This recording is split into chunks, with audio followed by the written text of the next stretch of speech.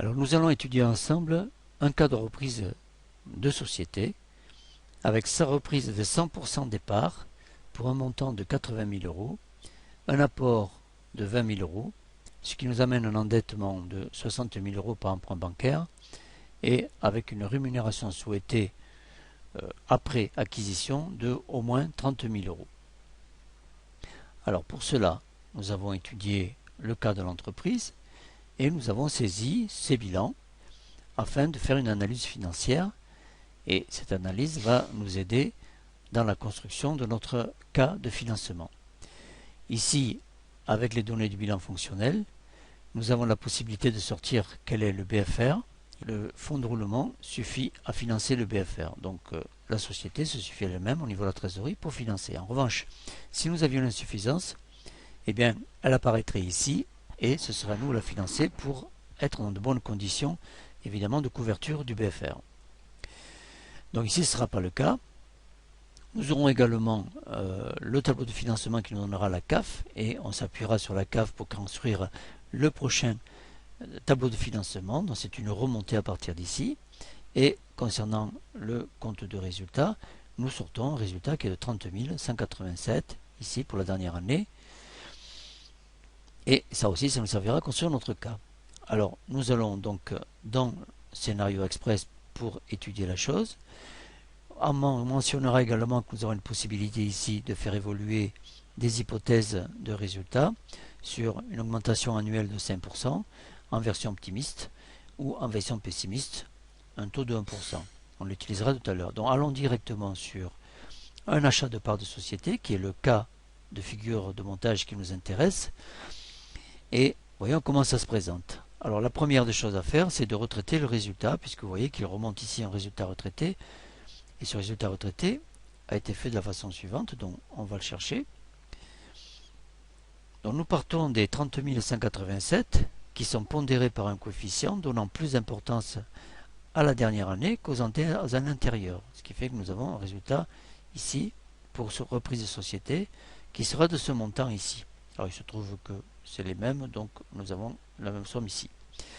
Alors nous allons retraiter le résultat en rectifiant le passé et en lui donnant des valeurs pour l'avenir.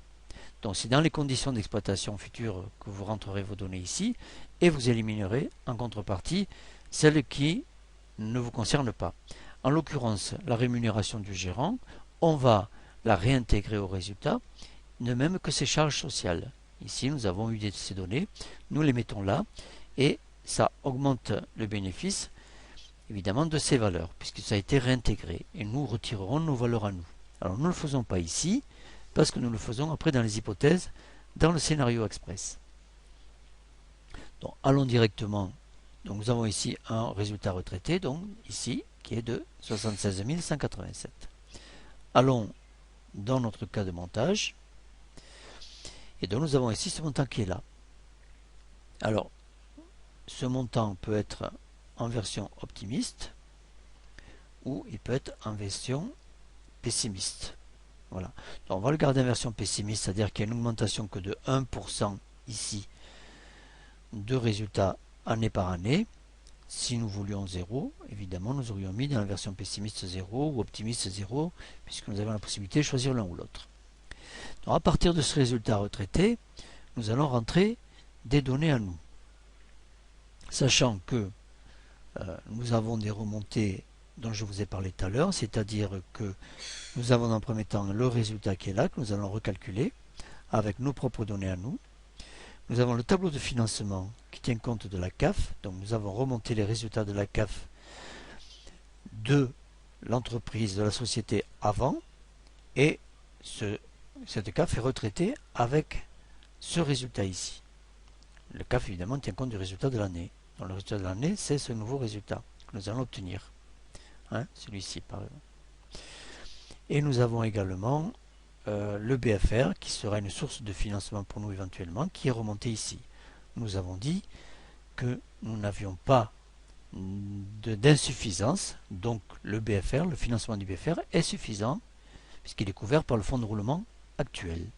En revanche, pour les années futures, nous pourrions faire des calculs et voir que nous avons des besoins et nous les mettrons ici. sachant que ces zones bleues sont des zones saisissables, alors que toutes les zones blanches sont des zones où on remonte un résultat. Alors, prenons ici les résultats de la première année par exemple, et nous allons monter notre cas en affichant les données. Donc, quelles sont les données de notre cas? Donc, l'entreprise s'appelle mon entreprise, la forme juridique c'était une SARL, le mode d'imposition de cette SARL était l'IS réduit, ce n'était pas à prépondérance immobilière, le capital, ça nous savions, était de 120 000. Le capital repris, eh bien nous reprenons 120 000.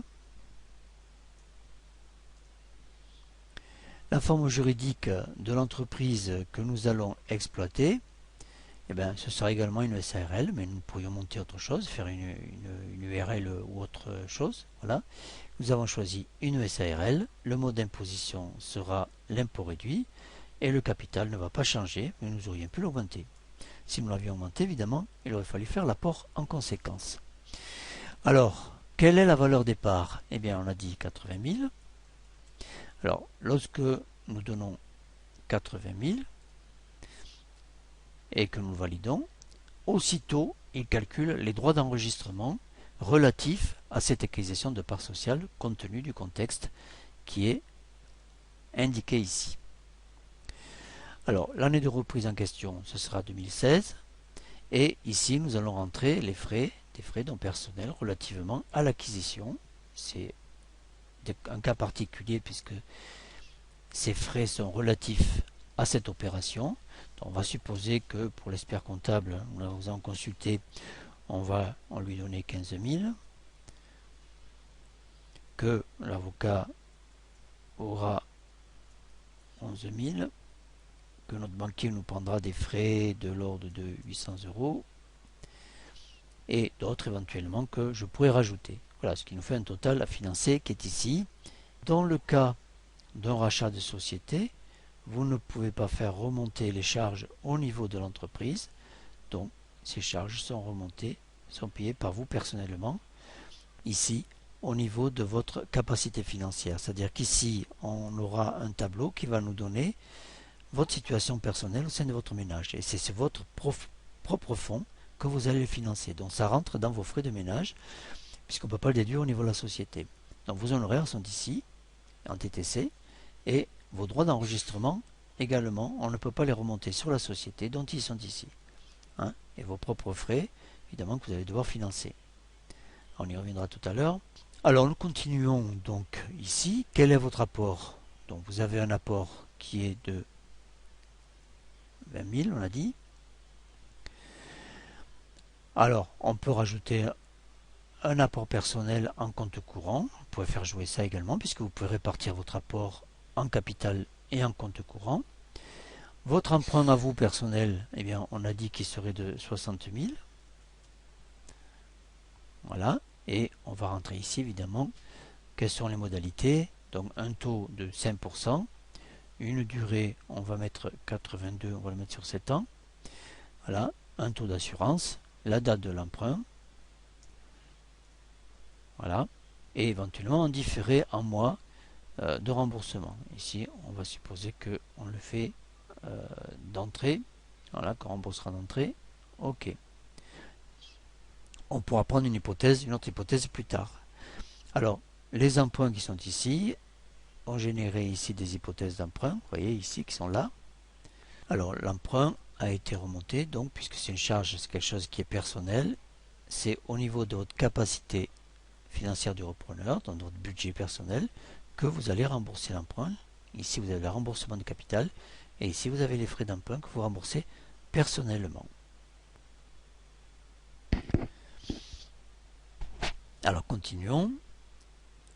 Emprunt de la société, il n'y en aura pas. Nous ne montons pas une holding, donc il n'y a pas le cas. Maintenant, vous souhaitez ici, vous souhaitez une rémunération de 30 000 €. Donc, on va rentrer 30 000 ici. Et puis, on va rentrer votre situation personnelle. Donc, ceci, c'est votre situation personnelle. 30 000 de rémunération qui vont rentrer dans vos revenus personnels pour vos besoins familiaux.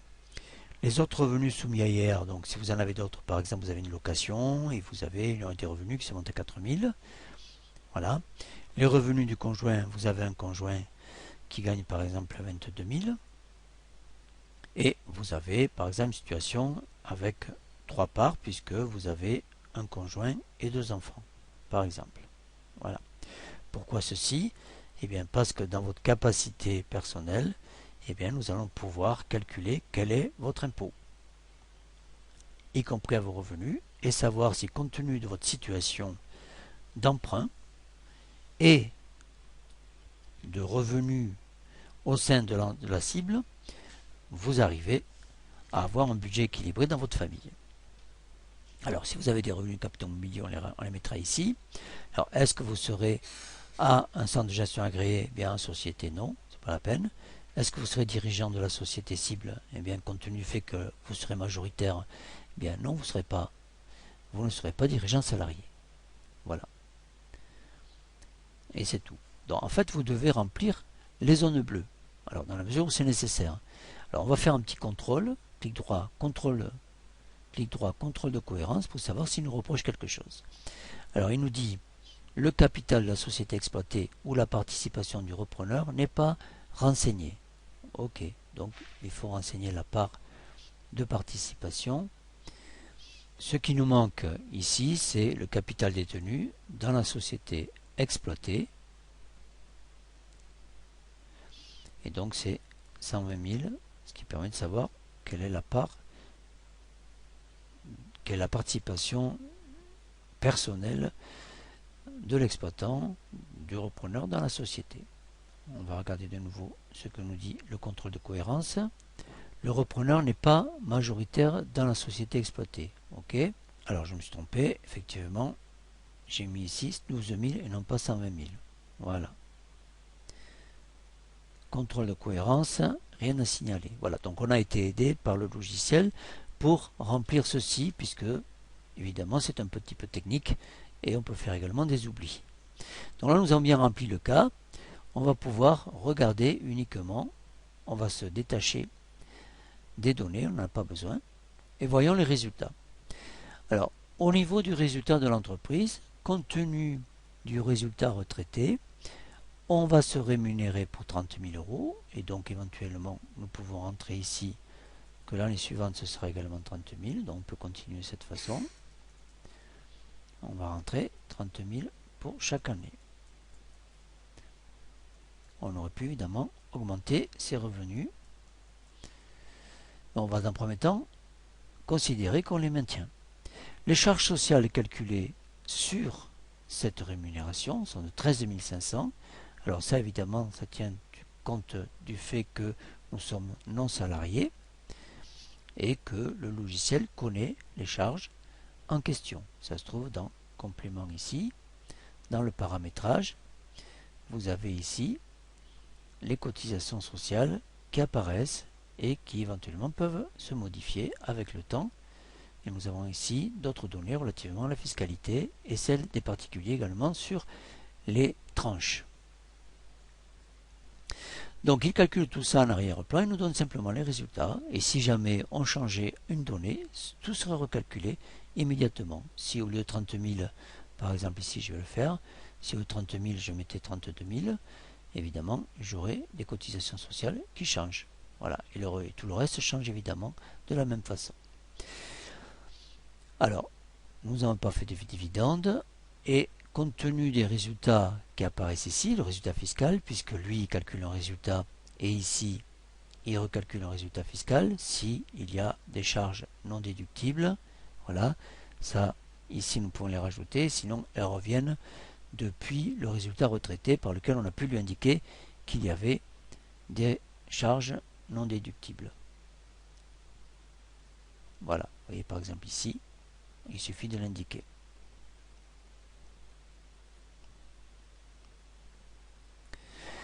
Alors vous voyez que ce n'est pas très difficile, il suffit simplement de suivre une forme de logique de renseignement que l'on vous donne. Dans le tableau de financement, donc, voyons déjà que le résultat est plutôt positif. Nous ressortons un résultat fiscal. Évidemment, ce résultat fiscal nous donne va nous donner un impôt à payer. Voilà, donc nous avons un impôt sur les sociétés qui remonte ici. C'est-à-dire que le résultat fiscal est assujetti à l'impôt, qui nous donne ça, et qui nous donne un résultat comptable post-impôt, évidemment. Donc forcément, nous avons un résultat comptable qui est inférieur au résultat fiscal. Alors, nous avons aussi le tableau de financement. Donc, en ce qui concerne le résultat, nous voyons que c'est bien, nous sommes en positif. Concernant le tableau de financement, est-ce que la société s'en tire bien compte tenu des circonstances? Alors, compte tenu du financement, eh bien, la CAF est ce qu'elle est. Les besoins, il n'y en a pas. Donc, on se trouve avec une situation de financement qui est correcte, qui est équilibrée. Maintenant, si elle avait à rembourser, par exemple, des dividendes, vous pourriez très bien tirer des dividendes dedans, comme un revenu supplémentaire. Donc, supposons, par exemple, que vous dites, eh bien, tiens, il y a la capacité à tirer davantage de revenus. Ici, nous avons 27 000. Nous avons une situation nette de 29 000. Supposons que je prenne 10 000. Voilà. Et avec 10 000, ben, vous voyez que vous n'êtes pas, si vous prélevez 10 000, vous n'avez pas de charge sur dividende.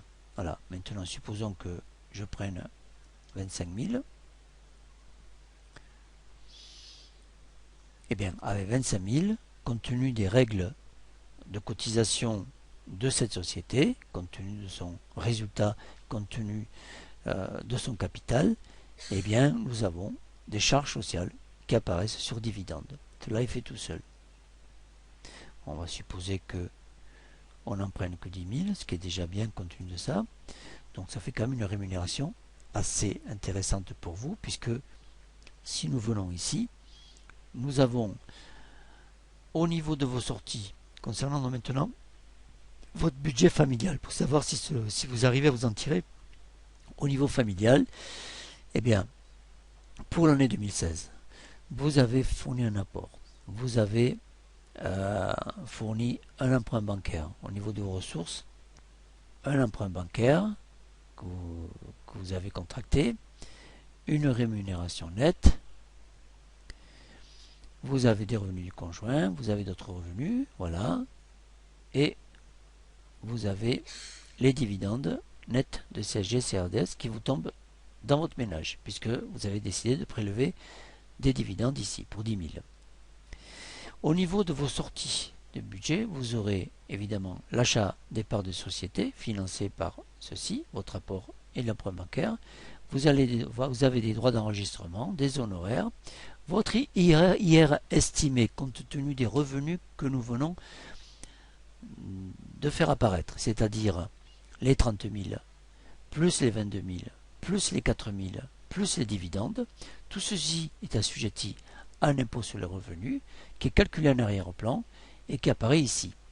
Voilà, rémunération imposable du dirigeant, revenus soumis à IR compte tenu de l'ensemble de votre rémunération et les dividendes perçus par le repreneur abattu, puisque nous avons des catégories qui sont chacune traitées fiscalement différemment. Donc le logiciel tient compte de la nature des revenus pour calculer l'impôt, en ce qui concerne les dividendes, en ce qui concerne les parts, la part de revenus de votre conjoint que l'on a mis en salarié en fait, systématiquement. Et donc vous avez un impôt qui va se lever ici, un IR estimé qui est de 4 225. Vous avez un remboursement d'emprunt bancaire compte tenu de votre endettement qui est celui-ci, les frais et intérêts qui est ici. Et bien voilà ce qui se passe. Vous avez un total de dépenses, un total de ressources et, bon an mal an, un excédent de 21 000. Donc dans votre situation ici, vous voyez ici c'est le même, il faudrait peut-être continuer après, année par année, à mettre des données. Vous pourrez continuer à mettre ici 22 000, etc. pour voir comment les choses évoluent. Évidemment, la situation serait meilleure pour les autres années puisque nous n'avons pas mis ici les 22 000. Donc si nous mettions les 22 000, voilà, et pareil pour 4 000 que nous allons copier. Et vous voyez que la situation s'est bien améliorée, donc c'est tout à fait totalement viable. Donc dans un cas de reprise de cette société, avec les hypothèses que nous avons prises, nous avons quelque chose qui passe très bien. Voilà. Alors ce que nous allons faire, c'est que nous allons comparer plusieurs hypothèses, puisque peut-être on peut s'augmenter nos données. Alors ce qu'on va faire, c'est que nous allons d'abord sauver cette hypothèse, ici. On va l'appeler par exemple H1. Voilà. Et on va mettre une rémunération de 30 000 et dividende 10 000. Voilà, ok. Voilà comment ça se passe. Et nous allons faire une autre hypothèse qui serait par exemple que je vais prendre, voir comment ça se passe avec 45 000. Voilà.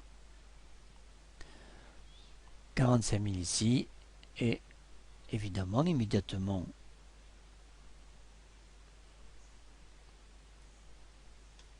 nous avons le résultat qui s'affiche. Et vous voyez que le résultat fiscal est descendu ici. Et en revanche, si on maintient 10 000, compte tenu de la capacité de financement, ici nous sommes à 633. Donc effectivement, on peut prélever des dividendes, mais on va évidemment rendre exsangue la trésorerie. Donc on va peut-être retirer ça et mettre 0 ici. On se retrouve avec une situation nette bien meilleure au niveau du tableau de financement. Ça nous laisse une capacité d'autofinancement de l'entreprise, ici, qui est beaucoup mieux. Et au niveau de la capacité financière du repreneur, nous avons toujours quelque chose qui est dans le vert et nettement. Voilà. Compte tenu du fait que nous avons 45 000, les charges sociales ont augmenté. L'impôt sur les sociétés, en revanche, a diminué puisque votre rémunération est déductible. Et ici, vous avez une rémunération qui a augmenté, évidemment, votre budget familial et dans une situation qui s'est nettement améliorée. Donc nous pouvons sauvegarder cette hypothèse aussi et nous l'appelons H2. H2 et on va mettre rémunération de 45 000. Voilà. Et dividende 0. Ok. Voilà. Alors, ce qui se passe avec ces hypothèses-là, c'est que je peux jongler, passer d'une hypothèse à une autre. Par exemple, je voudrais revenir sur l'hypothèse numéro 1, qui est ici. Je vais récupérer les données, et donc je me retrouve dans l'hypothèse maintenant de, vous voyez, avec 30 000. En revanche, les distributions de dividendes n'y sont pas, parce qu'elles ne sont pas sauvegardées, donc il va falloir les remettre. Et nous retrouvons dans la même hypothèse. Donc nous jonglons d'une situation à une autre. Alors là, nous sommes dans un cas de reprise d'entreprise, de société. Évidemment, nous ne faisons pas une autre hypothèse, mais on pourrait très bien essayer d'imaginer, si nous étions dans un cas difficile, de passer par un scénario avec un montage LBO. Dans ce cas-là, il faudrait s'occuper de la holding et s'occuper de la cible. Et il faudrait s'occuper des deux cas et nous aurions pu, si nous avions plusieurs, demander à sauver l'image de la reprise LBO, c'est-à-dire que nous aurions fait des hypothèses. L'hypothèse la meilleure, on l'aurait retenue et on aurait sauvé l'image de LBO. Sur l'achat de parts de société, par exemple, supposons que c'est le cas H2 qui nous intéresse, on se serait mis sur le cas H2. Voilà, avec les 45 000, et on aurait sauvé cette image-là en disant c'est ça qui nous intéresse comme cas. Et après, nous aurions pu comparer les deux cas. Est-ce que je fais appel à une holding ou je fais un rachat de parts de société? Et ça, on aurait pu passer par ici, l'étude comparative des hypothèses. Voilà. Ici. Et nous aurions pu comparer l'évolution du résultat comptable en cas de parts de société et en cas de montage LBO. Bon, évidemment, nous n'avons pas fait l'étude en LBO, mais là, on aurait pu. Et en vert apparaissaient les cas les plus intéressants en ce qui concerne le résultat. Concernant les charges sociales, les cas de charges sociales de montage, en étant par exemple en jonglant sur le fait que je suis sur la holding et que je suis rémunéré également par la cible, eh bien nous aurions ici les cas qui sont les plus intéressants en matière de charges sociales dans les cas que nous aurions choisis. Et nous aurions eu les résultats. Également l'imposition globale dans la comparaison et sur les tableaux de financement et sur la situation de la capacité financière du repreneur. Donc chaque fois nous avons quelle est la situation la plus intéressante relativement aux parts de société ou montage LBO. Voilà, donc je rappelle que ici c'est pas le cas puisqu'on n'a pas fait l'étude complète concernant le LBO. Nous aurions pu également faire un comparatif des résultats concernant un rachat à l'IS et une reprise de montage LBO. On aurait pu faire comment varie le résultat en fonction d'un montage ou d'un autre et voir quel est le plus intéressant. On aurait pu le voir au niveau des financements, rachat à l'IS et les financements dans le cas d'un montage LBO. On aurait pu voir également quelle est la situation la meilleure en ce qui concerne le rachat d'une société LIS et une reprise de société avec LBO. Et on aurait comparé quelle est la situation qui nous intéresse le mieux, voilà, qui est le plus profitable. Donc pour mesurer l'intérêt du logiciel, il faut comprendre que vous pouvez étudier plusieurs cas de reprise. Donc en l'occurrence ici, ça aurait été une possibilité de prendre un scénario LBO et l'achat de parts société et les comparer tous les deux. Que vous avez la possibilité de retraiter le résultat comme bon vous semble. Que vous avez dans chacun des cas la possibilité d'indiquer des données différentes et faire évoluer le résultat en fonction de versions optimistes et de versions optimistes et de versions pessimistes. Voilà, si évidemment ça va changer les données sur l'avenir. Que vous avez la possibilité de changer tous les cas de figure concernant les données. Vous pouvez tout faire varier et vous avez des résultats immédiats sur le résultat de l'entreprise, sur le tableau de financement de l'entreprise, sur votre capacité financière du repreneur, c'est-à-dire sur votre ménage. Parce qu'en bout du compte, c'est ça qui vous intéresse. Est-ce que je vais pouvoir faire manger mes enfants, mener une vie normale, continuer à avoir mon train de vie, ou jusqu'à quel point je dois le diminuer? Voilà, là vous avez déjà un aperçu.